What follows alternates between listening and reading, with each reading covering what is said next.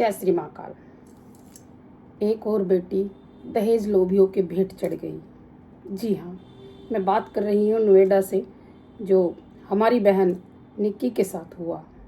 शादी के 7 साल बाद तक भी क्या इतना प्रेम नहीं हुआ दोनों में कि एक बार वो सोचता कि वो कैसे जिंदगी में आग लगा रहा है। ये हो क्या रहा, इंसानियत वैसे बिल्कुल बची ही नहीं है। इतनी घटनाएं देखती हूँ, कभी कोई पत्नी ड्रम में भर के अपने पति को डाल देती है, तो कभी कोई पति जिंदी अपनी पत्नी को जला देता है। ये प्रथा सालों साल से चली आ रही है दहेज लोभियों की, और अब इतना सख्त कानून होने के बाद भी दहेज लोभी बाज नहीं आते। उस बच्चे की क्या गलती, जिस बच्चे को ना तो अब माँ का प्यार मिलेगा ना पिता का प्यार मिलेगा। उस बच्चे की क्या गलती है जो मासूम है, अभी छोटा है, जिसको ठीक से अभी ये भी नहीं पता कि मुझे आगे चल के बनना क्या है। ऐसी ऐसी घटनाएं दिल दहला देती हैं। आप देखते हैं हर रोज कभी कहीं से किसी बेटी का कुछ निकल के आता खबर कोई, और कभी किसी बेटी की निकल के आती है। कभी किसी बेटी के साथ गैंगरेप हो जाता है, तो कभी किसी बेटी को दहेज लोभी जो है मार देते हैं। मुझे समझ नहीं आता ऐसे मानसिकता वाले लोगों के साथ क्या किया जाए। मैं इस समझ से बाहर हूँ। अभी हरियाणा में एक घटना हुई, उस बच्ची के साथ गैंगरेप किया, उस बच्ची को जंगल में डाल दिया मार के, उसकी आंखें तक निकाल ली, और तो और उसके बच्चेदानी तक निकाल ली गई। इतनी दुर्दशा, मतलब एक इंसान तो बिल्कुल नहीं कर सकता, ऐसा सिर्फ हैवान कर सकते हैं। अभी सापुर में घटना हुई एक बेटी के साथ जो मात्र 12 साल की थी, जिसके साथ 3 जनों ने गैंगरेप किया। मात्र 12 साल की लड़की के साथ, उसका भविष्य बिल्कुल खराब।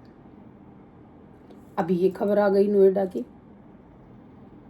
कि शादी के 7 साल बाद दहेज लोभियों ने उसके जिंदगी को आग लगा दिया। जो उसके बेटे के बयान है ना, छोटे बच्चे के बेटे के बयान है, उसने खुद बोला कि पहले मेरे पापा ने कुछ डाला मम्मी के ऊपर और फिर आग लगा दी। बताइए क्या कहेंगे ऐसे लोगों को। इंसानियत क्यों, कैसे शर्मसार हो रही है सब लोग। इंसानियत कहाँ जा रही है? सबको पता है हम सबकी मंजिल एक ही है। अच्छा बताइए, सबको नहीं पता? हम सब जानते हैं कि अंत समय में हमें कहाँ जाना है। जैसे खाली हाथ आए थे वैसे ही खाली हाथ हम चले जाएंगे। फिर भी लोगों को पता नहीं क्या भूख है। और ऐसे ही वो माता पिता हैं जो अपने बेटों को जन्म दे के ऐसे संस्कार देते हैं। क्या वो माता पिता उस बेटे को बेच देते हैं क्या? है कि पत्नी घर में आएगी तो उनसे दहेज मांगते रहो, दहेज मांगते रहो, दहेज मांगते रहो। एक पिता अपनी बेटी को अपने सामर्थ्य से कई गुना ज्यादा जब अपनी लड़की को विदा करता है तो उसको दे के भेजता है। जितना उसका सामर्थ्य होता है ना, उससे भी कई गुना ज्यादा। जब एक माँ अपनी बच्ची को जन्म देती है ना, तभी से वो उसके दहेज के लिए जुटाने लगती है, भले चाहे कितनी गरीब माँ बाप हों।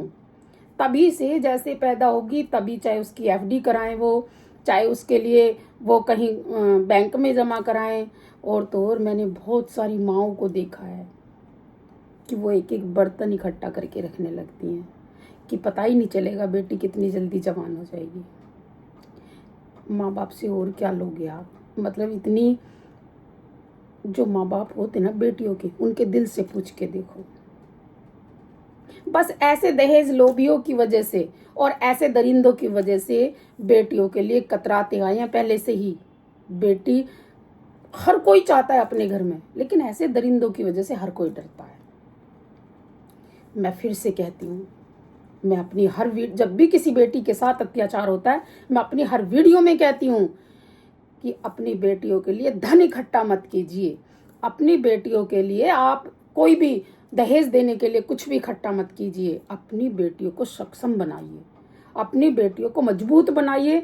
उन बेटियों को ऐसे तैयार कीजिए कि यदि कभी संघर्ष में कभी कोई ऐसी कोई घटना उसके सामने आए तो वो सामने वाले पे हावी हो जाए। हम अपनी बच्चियों को पापा की परी बनाते हैं, वो पहले जमाना था, पापा की परी कहलाई जाती थी, बहुत शान की बात थी। आज पापा की परी शान की बात नहीं है। आज हमारे देश को ना पापा की परियों की जरूरत ही नहीं है। आज हमारे देश को शेरनियों की जरूरत है। आज हमारे देश को झांसी की रानी की जरूरत है। जिस भी माता पिता के बेटी है ना, वो अपनी बेटी को दहेज देना दें, पर अपनी बेटी को सक्षम बनाएं, उसको पढ़ाए लिखाएं, अच्छी शिक्षा दें, अच्छे संस्कार दें, और सबसे बड़ी बात, उसको आत्मरक्षा के गुण जरूर सिखाएं। कभी वो मुसीबत में आए तो वो अपना बचाव कर पाए। यदि वो लड़की, हमारी निक्की बहन नोएडा की, यदि वो सच में आत्मरक्षा के लिए तैयार की गई होती तो उसको इतनी जल्दी कोई मारने वाला नहीं था जैसे उसको जिंदा जला दिया गया। एक दो को तो वो लेके मरती जरूर। तभी मैं कहती हूँ कि अपनी बच्चियों को अच्छे संस्कार के साथ साथ आत्मरक्षा के गुण जरूर सिखाओ। और ये भी उनके लिए ये भी जरूर अपने घर के दरवाजे हमेशा खोल के रखो। मैंने बहुत सारे माता पिता को देखा है कि अगर घर में लड़की के कुछ ससुराल में क्लेश हो रहा है और उसने फोन करके बता दिया कि ऐसी ऐसी घटना है, तो बहुत से माँ बाप तो ये कह देते हैं कि हमारे घर से आपकी डोली उठी है और यहाँ अर्थी आएगी। और कई बार ऐसा ही होता है कि डोली उठ के जाती है और आप उस पर ध्यान नहीं देते तो उसकी अर्थी ही आती है। फिर बाद में पछताते रहो, फिर कुछ नहीं होता। और कई जगह ऐसा भी होता है कि माँ का ज़्यादा इंटरफेयर हो जाता है परिवार में, तो वहाँ भी उस लड़के का घर नहीं बस पाता। पर मैं तो ये कहूँगी कि जो ऐसे दरिंदे हैं ना, जिन्होंने जिंदा उस लड़की को जला दिया, उन्हें सख्त से सख्त सजा मिलनी चाहिए।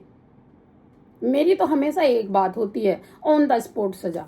लेकिन मेरे कहने से कुछ होगा नहीं भाई, क्योंकि जो सरकार को करना है वही करेगा, जो कानून कहता है वही होगा। मेरे बोलने से कुछ नहीं होगा। लेकिन गुस्सा इतना आता है जब किसी भी बहन बेटी के साथ ये दरिंदगी होती है ना, मेरा खून खोल जाता है। मन करता है ऐसे टुकड़े टुकड़े करके काट के डाल दूं, उसके बाद मैं जाके पेश हो जाऊं। पता ही नहीं चल रहा आज का इतना, मतलब लड़के लड़कियों को बराबर का दर्जा दिया जाता है।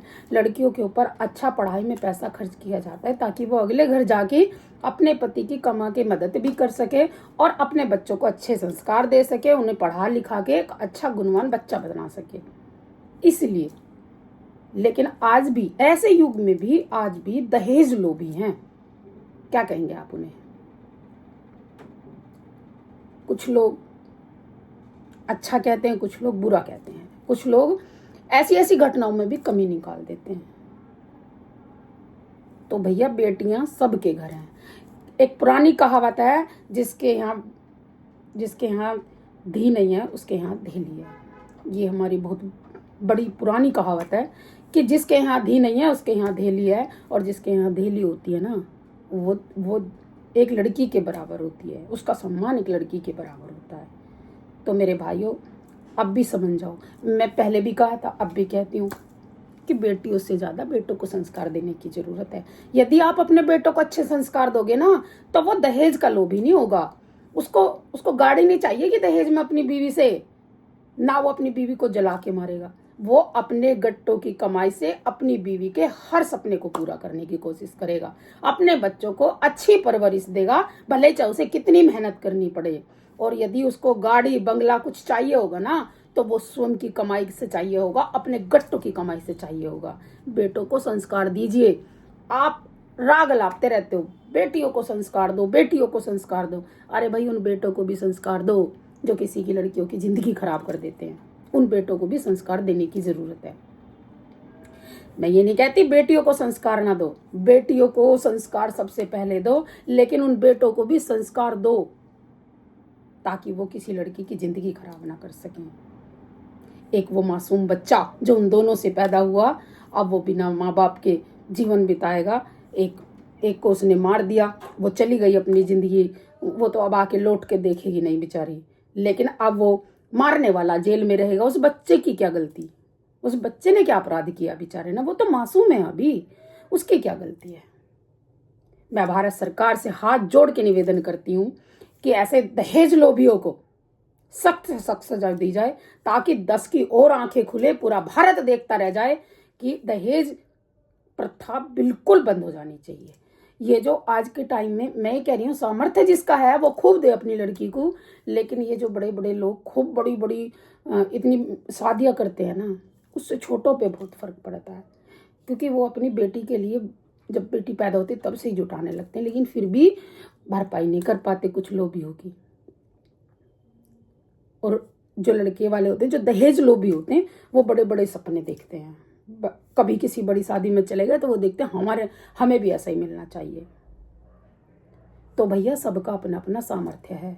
अगर आपको अपने परिवार को, अपने माता पिता को, अपनी बीवी को, अपने बच्चे को एक अच्छी लाइफ देनी है, घर देना है, गाड़ी देनी है, एक अच्छा सब कुछ सहनो शौकत देनी है और सारी सुख सुविधाएं देनी है, तो अपने गट्टों की कमाई करना सीखो। ये ना करो कि किसी की बेटी को लेके आ गए तुम सपने दिखा के और उस बेटी को जिंदा ही जला दिया। कैसे तड़पी होगी वो बच्ची? अगर आपको जिंदा जला दिया जाए फिर क्या करोगे आप? अगर जैसे आपने उस बच्ची को जिंदा जला दिया, अरे पत्नी थी वो आपकी, आपको तरस नहीं आया कि आपके बेटे की माँ है वो? मैं ये कहती हूँ पति पत्नी में कभी कभी विचार नहीं मिल पाते, लेकिन अगर बच्चे हो जाते ना तो अपने बच्चों के लिए वो एडजस्ट करते हैं सब कुछ। उनको लगता है हमारे बच्चे को माँ का भी प्यार मिले और पिता का भी प्यार मिले। लेकिन आप ना अच्छे पुत्र बन पाए और ना अच्छे पिता बन पाए। अच्छे पुत्र होते तो किसी की बच्ची को ना मारते दहेज के लालच में। अच्छे पिता होते ना तो गट्टों की कमाई से अपने बच्चे का अच्छा भविष्य बनाते। तो ये नाटक बंद करो। और मैं उन लड़कियों को भी एक बात कहना चाहती हूँ जो ऐसी निक्की जैसी बहन पर भी गंदे कमेंट कर देती हैं कि हमें पता है सब कुछ, कैसी थी वो। मैं कह रही हूँ सुधर जाइए अभी। कल उसकी बारी थी, आज हमारी भी हो सकती है, किसी का कुछ नहीं पता। अभी भी समझ जाइए, अच्छी बातें करिए जिससे समाज को एक अच्छी उन्नति मिले, जिससे समाज में एक अच्छा संदेश जाए और हमारी घर गृहस्थी अच्छे से बसे। हम जिनकी भी जिंदगियों में रहें, चाहे मैके में रहें चाहे ससुराल में रहें, हम जिनकी भी जिंदगी में रहें ना, उस घर को हम स्वर्ग बना दें। हमारे आसपास का माहौल ये कहे कि अगर हम वहां हम आने वाले हों तो वहां हमारा इंतजार हो रहा हो और हम वहां से जाएं तो वहां लोग रो रहे हों। ऐसा अपना जीवन बनाइए। ना तो किसी लड़की को लोभी होना चाहिए, ना किसी लड़के को लोभी होना चाहिए। लड़की भी कमा के सब कुछ कर सकती है और लड़का भी कमा के सब कुछ कर सकता है। फिर क्यों किसी से मांगना? अरे इससे अच्छा तो कटोरा ले लो हाथ में और भीख मांगने लगो, ये ज्यादा बढ़िया रहेगा। ठीक है? किसी की बच्ची की तुमने जान ले ली, उस माँ पे क्या बीत रही होगी, उस पिता पे क्या बीत रही होगी, तुम्हें समझ नहीं आया? इतने इतने दिन कर्जा तारने में लग जाते हैं अपनी लड़कियों की शादी करने के बाद माता पिता को। आई समझ में आपके? तो अब भी सुधर जाइए। मैं आपसे निवेदन करूंगी कि मेरी इस वीडियो को ज़्यादा से ज़्यादा शेयर कीजिएगा और मेरे चैनल को सब्सक्राइब भी कीजिएगा। हर व्यक्ति तक ये वीडियो पहुंचनी चाहिए ताकि मोदी जी को एक्शन लेना पड़े। और मैं तो एक चाहती हूँ, देखो, एक कर लीजिए, सब एक हो जाइए। ये दहेज प्रथा बिल्कुल बंद होनी चाहिए। सिर्फ 1 रुपए की शादी होनी चाहिए, सब एक कर लीजिए। तो मैं आपसे निवेदन करती हूँ इस बच्चे को न्याय जरूर मिले। मेरी ज़्यादा से ज़्यादा वीडियो शेयर करना ताकि ज़्यादा लोगों तक जाए और ज़्यादा लोग इस घटना को देख पाएं कि किसी बच्ची को एक दहेज के लोभी ने कैसे मार दिया। मैं नम्र आंखों से उस बच्ची के लिए श्रद्धांजलि अर्पित करती हूँ और प्रभु से मैं प्रार्थना भी करती हूँ कि उन्हें अपने श्री चरणों में स्थान दे और उनके परिवार को इस दुख को सहन करने की शक्ति दे। परमात्मा उसे न्याय दे, सरकार उसे न्याय दे और ऐसे दोषी को इतनी सख्त से सख्त सजा मिले कि उसकी रूह कांप जाए। जय श्री महाकाल।